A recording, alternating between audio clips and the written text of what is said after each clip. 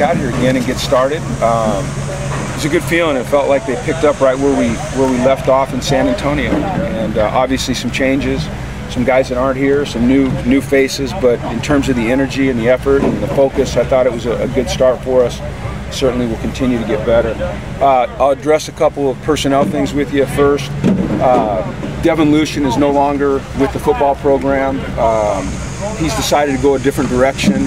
I thought I knew what that direction was, but as of this morning, I don't know. But he will not be a part of this program anymore. Ahmad Harris wasn't out here today. He's got an off-the-field issue that he's trying to take care of, and hopefully he'll be back out here soon, but I don't have anything definitive on that. I'll talk about these 4 new kids. Zach Bateman, who hadn't been on the field with us before. I thought, he's a big, good-looking kid, moved around well. It's just going to take him a little bit of time to get up to speed. Josh Rosen was out here, got some throws. The way we're going to rotate our quarterbacks through the first couple weeks of spring, we're going to focus on 2 a day, getting the majority of the reps so that they can really get a concentrated group of plays. Today was not one of Josh's days. Josh Woods, he came in Sunday night, checked into the dorms, was out on the field yesterday morning at 6 o'clock for a run. But I think he'll adapt. He's a very, very smart young man, and I thought he moved well out there today. And then Nate Metters was the other new face. And, I don't want to be the instant evaluator, but I like the way he moves his body, and it doesn't seem too big for him, really, for any of those freshmen. So that's exciting. We have a couple position changes. Colby Seibert is going to play tight end for us. He's slimmed down. It's a position that he's played in the past. It's something he expressed an interest in doing, and we're going to give him a look there. You want to get a guy like that on the field, and he's just a kid that really wants to contribute to this team, and that might be a place where he can do it. I thought for one practice he looked good. We moved Dwight Williams from linebacker back to safety. Hard to tell how he did today. I know he flashed a couple times in one-on-one, and I saw him make plays on the ball, so we'll see how he progresses there. Watching him in the individual drills and his footwork, I think that he's probably got the movement skills to be able to do some things for us there. So I'm glad we're able to find a place for him, and I think it fits his body type and where he's at physically better right now. And then Miles Jack, we're going to work him this spring some at inside linebacker, what we call the jack position, as well as a little bit of outside. But we play so much nickel defense, and he plays inside and nickel, that it's really an easy adjustment for him to go to that spot and play. So we'll see how he looks there. It gets him in the middle of the field where we can utilize his speed and things like that. If there was a disadvantage, some of the things that he does on the outside puts him in man-to-man coverage situations, and he's a little less involved with that when he's in the middle of the defense. Some injury things. Stephen Manfro was out here, went through all the individual and the pat and go and looked good. I didn't really notice a limp. It was great to see him back out here. I think he's really working hard and doing well. Randall, as you saw, participated in a red jersey. He's coming off both shoulders. He was granted an extra year of eligibility, which is great.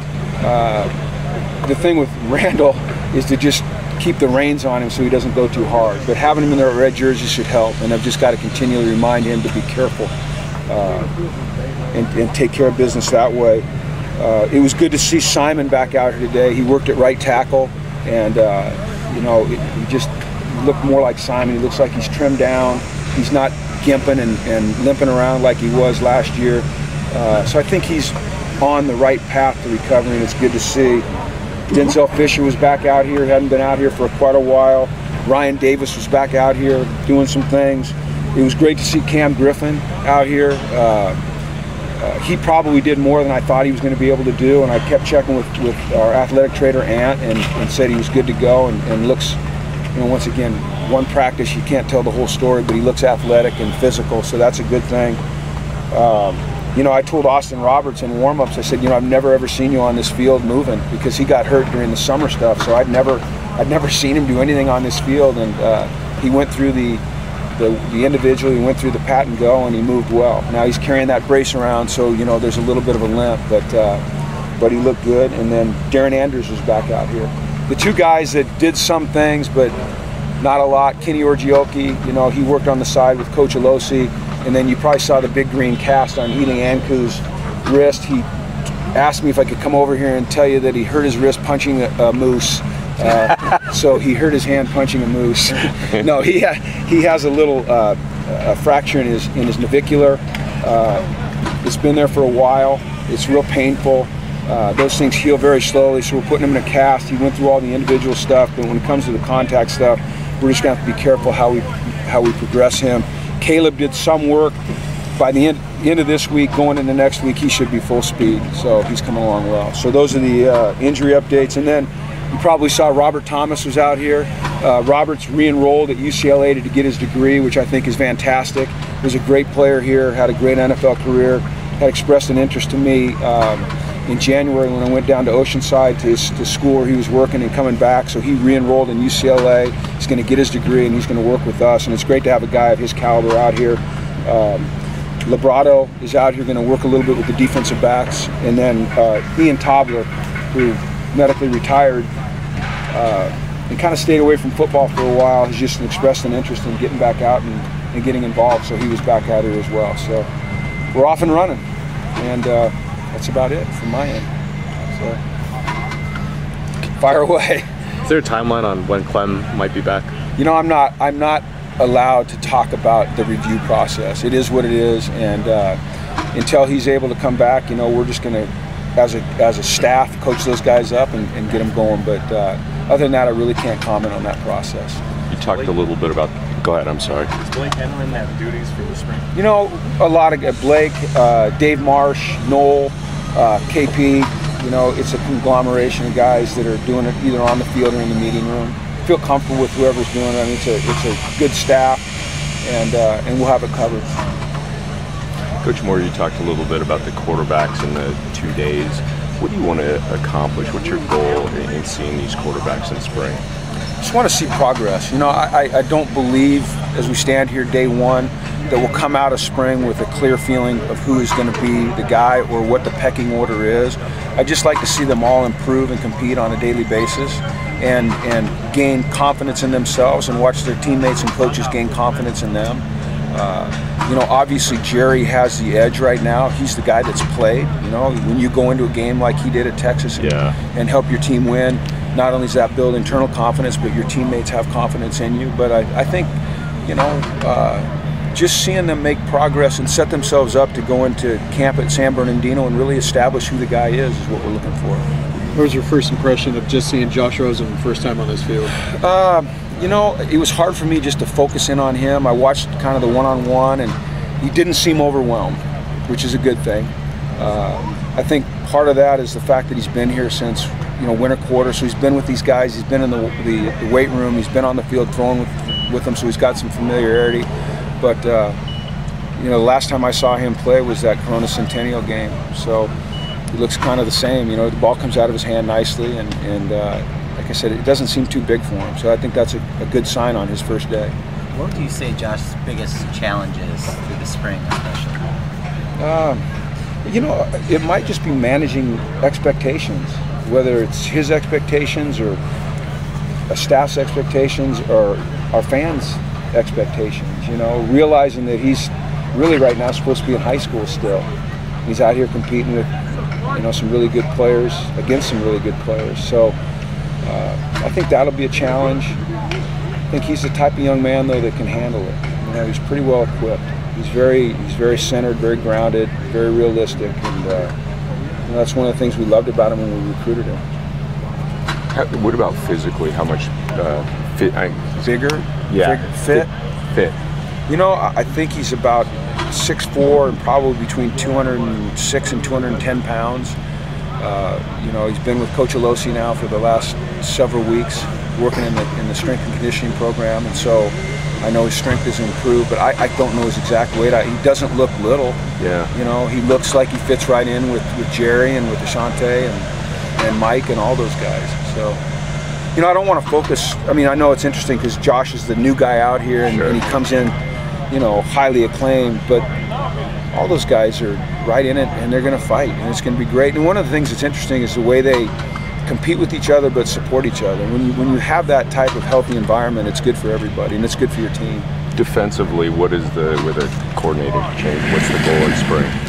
I think to establish some of the new concepts that we're introducing, and there's not a lot, but sometimes there's just a little bit of change in focus. You know, when you hire a guy like Tom Bradley with the experience that he had, we were sitting in the special teams meeting yesterday, and he turned to me and he said, I saw him tallying things up. He goes, "This is my 39th spring practice." Wow. You know, start of spring practice, my 4th. You know, and so when you have a guy that's had the success that he's had with the experience that he has, it's just always fun, no matter how established you may be yourself, to hear his ideas and his perceptions and maybe a different take or a different angle on how you've always done something. And so it's fun to be around that. And I think our players are refreshed by it as well. It seemed like he ran quite a few 4-3 concepts at Penn State when he was DC there. Do you foresee maybe more of a shift to that, or just sort of similar stuff to last year? You know, I'm always hesitant to talk about 4-3-3-4 because we play so much 4-3 principle stuff anyway. I mean, when we go back and you look at our season and the cut-ups of the season, the majority of the time we were in a 4-man front, whether it be because we were over and under out of our, what we used to call our Okie front, or we were in the nickel front, our 4-man nickel front. We are, you know, a considerable amount of time we're in that structure. I think that every 3-4 team has 4-3 concepts in it. So we won't abandon some of the odd stuff we do. Yeah, and you know what, you could really you could just transfer everyone's thinking, if you want, away from 4-3-3-4 and just go, sometimes they're going to be an odd and sometimes they're going to be an even. And does that make sense? Yeah.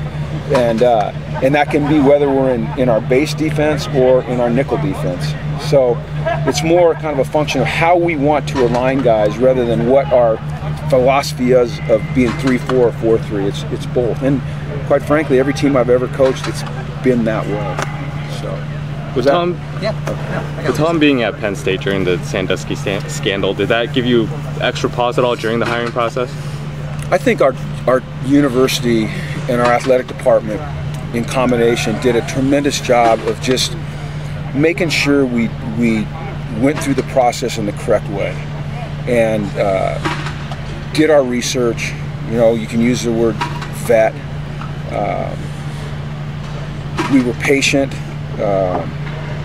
We talked to a lot of people, and we were sure in our decision that he was the right guy for this job at this time. So I'm very comfortable. You know, as long as the chancellor and the athletic director are comfortable and feel that we've done our due diligence, and I just feel like we've done our due diligence, and I feel confident that we've made the right decision. Other than maybe quarterback, is there a position group that you're taking a close look at, especially this spring? Or? Secondary, you know, it probably the safety position more than anything. You know, with Randall coming back, seeing where he is, Tahan now being a year further along, Jaleel, you know, putting some weight on. He's gained some weight. I'm really kind of focusing in on the safeties. I think we need to develop defensive line depth. And I think you lose a guy like Oa, that's a hell of a player, potentially a first-round pick. We've got some guys that can fill in. I'm excited to watch Tack McKinley. You know, now remember he came in mid-season, so he never really got that isolated, concentrated technique work and fundamental work that you need to really develop. He kind of hit it on the run. It'll be great to see him over the next 14 practices improve. But as a group, I would say, other than the quarterback situation and seeing where that falls, it would be the secondary, and specifically the safeties. Yeah. All right, these guys. Go ahead. Wrap it up.